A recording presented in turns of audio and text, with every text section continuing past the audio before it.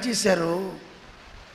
కృష్ణుడు కూడా నేను వెళ్ళే సమయానికి నాకు సాక్షాత్కరించాడు. అక్కడ ఒక లేత రావి వృక్షానికి అలా ఆనుకుని కూర్చున్నాడు, అలా ఒరిగి పడుకున్నాడు. దానికి లేత రావి వృక్షానికి అంటే లేత మొక్కకి ఆనుకుంటే ఆగుతుందా?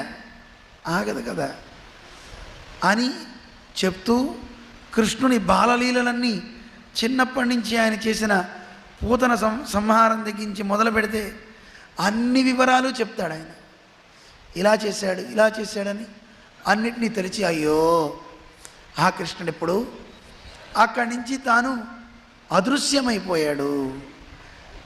వెళ్ళే సందర్భంలో నాకు ఈ సృష్టి రహస్యాన్ని చెప్పాడు, భాగవత ధర్మాన్ని చెప్పాడు అని భాగవతాన్ని మొత్తాన్ని ఆయన ఉపదేశించినట్టుగా మనకి తెలుస్తోంది. అంతేకాదండి,